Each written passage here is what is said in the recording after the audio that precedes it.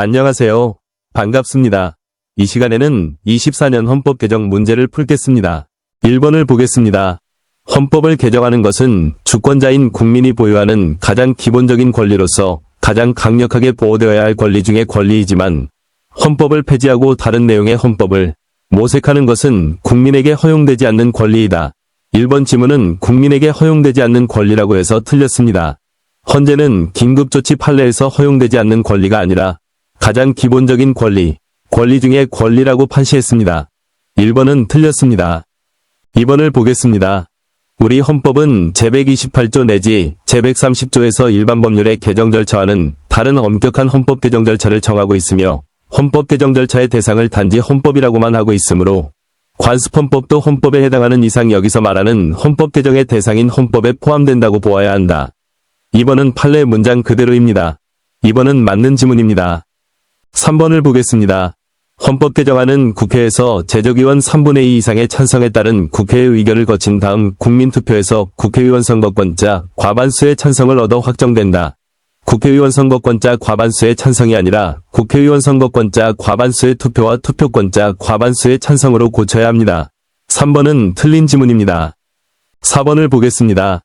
헌법의 재규정 가운데는 헌법의 근본 가치를 보다 추상적으로 선언한 것도 있고 이를 보다 구체적으로 표현한 것도 있어서 이념적, 논리적으로는 규범 상호 간의 우열을 인정할 수 있으므로 우리 헌법의 각 개별 규정 가운데 무엇이 헌법 제정 규정이고 무엇이 헌법 개정 규정인지를 구분하는 것이 가능할 뿐 아니라 각 개별 규정의 그 효력상의 차이를 인정할 수도 있다.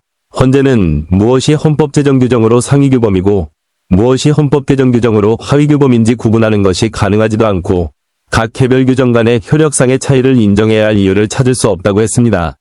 4번은 틀린 지문입니다. 5번을 보겠습니다.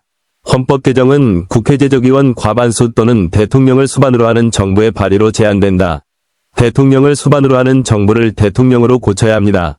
5번은 틀린 지문입니다. 6번을 보겠습니다. 제한된 헌법 개정안은 국회가 20일 이상의 기간 이를 공고하여야 한다. 국회가 공고하는 것이 아니라 대통령이 공고합니다. 6번은 틀린 지문입니다. 7번을 보겠습니다. 국회는 헌법 개정안이 공고된 날로부터 60일 이내에 의결하여야 하며 국회의 의결은 제적의원 3분의 2 이상의 찬성을 얻어야 하는데 표결은 무기명 투표로 한다. 표결은 역사적 책임 소재를 명확히 하기 위해 국회법에서 기명 투표로 하도록 규정하고 있습니다. 7번도 틀린 지문입니다. 8번을 보겠습니다. 대통령의 임기 연장 또는 중임 변경을 위한 헌법 개정은 그 헌법 개정 제안 당시에 대통령에 대하여는 효력이 없다. 8번은 헌법 조문 그대로입니다. 8번은 맞는 지문입니다. 9번을 보겠습니다. 헌법 개정안은 국회가 의결한 후 30일 이내에 국민투표에 붙여 국회의원 선거권자 과반수의 투표와 투표자 과반수의 찬성을 얻어야 한다. 9번은 맞는 지문입니다. 10번은 매년 나오는 지문입니다. 국회는 헌법 개정안의 공고기간이 만료된 날로부터 60일 이내에 헌법 개정안을 의결하여야 하며 국회의 의결은 제적의원 3분의 2 이상의 찬성을 얻어야 한다. 공고기간이 만료된 날로부터를 공고된 날로부터로 고쳐야 맞는 지문이 됩니다. 10번은 틀렸습니다. 11번은 중복되는 문제인데 실수로 넣었습니다. 헌법 개정안은 국회가 의결한 후 30일 이내에 국민투표에 붙여 국회의원 선거권자 과반수의 투표와 투표자 과반수의 찬성을 얻어야 한다. 11번은 맞는 지문입니다. 12번을 보겠습니다. 대통령이 헌법 개정안을 발의하기 위해서는 국무회의의 심의를 거쳐야 한다. 12번은 맞는 지문입니다. 13번을 보겠습니다. 대법원은 헌법 개정에 관한 국민투표에 관하여 국민투표법 또는 국민투표법에 의하여 발하는 명령에 위반하는 사실이 있는 경우라도 국민투표의 결과에 영향이 미쳤다고 인정하는 때에 한하여 국민투표 무효의 판결을 하여야 하며 국민투표의 일부의 무효를 판결할 수는 없다. 일부 무효를 판결할 수도 있습니다. 13번은 틀렸습니다. 14번을 보겠습니다. 성문헌법의 개정은 헌법의 조문이나 문구의 명시적이고 직접적인 변경을 내용으로 하는 헌법 개정안의 제출에 의하여야 하고 하위규범인 법률의 형식으로 일반적인 입법 절차에 의하여 개정될 수는 없다. 법률로 헌법사항을 개정할 수는 없습니다. 14번은 맞습니다. 15번을 보겠습니다. 헌법 개정에 관한 국민투표의 효력에 관하여 이의가 있는 투표인은 투표인 10만인 이상의 찬성을 얻어 중앙선거관리위원회 위원장을 피고로 하여 투표일로부터 20일 이내에 대법원에 제소할 수 있다. 15번은 맞습니다. 16번을 보겠습니다. 대통령이 헌법 개정안을 발의하려면 국회 제적의원 과반수의 찬성을 얻어야 한다.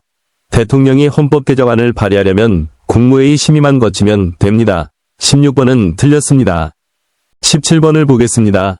현행 헌법은 대통령의 임기 연장 또는 중임 변경을 위한 헌법 개정은 할 수 없다고 규정하고 있다. 헌법에 저런 규정은 없습니다. 17번은 틀렸습니다. 18번을 보겠습니다. 헌법 개정안은 국회가 의결한 후 20일 이상의 공고기간을 거쳐 국민투표에 붙여진다. 대통령이 공고한 다음에 국회가 의결합니다. 18번은 틀렸습니다. 19번을 보겠습니다. 헌법 개정안에 대한 국회의 의결은 제적의원 3분의 2 이상의 찬성을 얻어야 한다. 의결정 족수가 3분의 2 이상인 것 5개도 암기하시길 바랍니다. 자주 나옵니다. 19번은 맞습니다. 20번을 보겠습니다. 헌법 개정안은 국민투표에서 국회의원 선거권자 과반수의 투표와 투표자 과반수의 찬성을 얻은 후 대통령이 이를 공포한 때에 확정된다. 대통령이 공포한 때 확정되는 것이 아니라 국민투표로 확정됩니다. 20번은 틀렸습니다. 21번을 보겠습니다. 몇 년에 한 번 정도 출제되는 헌법의 창조적 기능 판례입니다. 헌법의 해석은 헌법이 담고 추구하는 이상과 이념에 따른 역사적, 사회적 요구를 올바르게 수용하여 헌법적 방향을 제시하는 헌법의 창조적 기능을 수행하여 국민적 욕구와 의식에 알맞는 실질적 국민주권이 실현을 보장하는 것이어야 한다. 21번은 맞는 지문입니다. 22번을 보겠습니다. 현행 헌법 제12조에서 종래의 구금을 구속으로 바꾼 것은 신체의 자유의 보장 범위를 구금된 사람뿐 아니라 구인된 사람에게까지 넓히기 위한 것으로 해석하는 것이 타당하다. 22번도 맞는 지문입니다. 23번을 보겠습니다. 법률 또는 법률 조항은 원칙적으로 가능한 범위 안에서 합헌적으로 해석하여야 하나 그 해석은 문의적 한계와 법목적에 따른 한계가 있다. 이러한 한계를 벗어난 합헌적 해석은 그것이 바로 실질적 의미에서의 입법작용을 뜻하게 되어 결과적으로 입법권자의 입법권을 침해하는 것이 된다. 23번도 맞는 지문입니다. 24번을 보겠습니다. 조세법률주의가 지배하는 조세법의 영역에서 경과 규정의 미비라는 명백한 입법의 공백을 방지하고 형평성의 왜곡을 시정하기 위해 실효된 법률 조항을 유효한 것으로 해석하는 것은 헌법 정신에 맞도록 법률의 내용을 해석, 보충하거나 정정하는 헌법 합치적 법률 해석에 따른 해석이다. 실효된 법률 조항을 유효한 것으로 해석하는 것은 헌법 합치적 법률 해석이 아니라 허용되지 않습니다. 헌법 해석과 합헌적 법률 해석 문제를 한 문제 넣었습니다. 시청해주셔서 고맙습니다. 편한 시간 보내시길 바랍니다.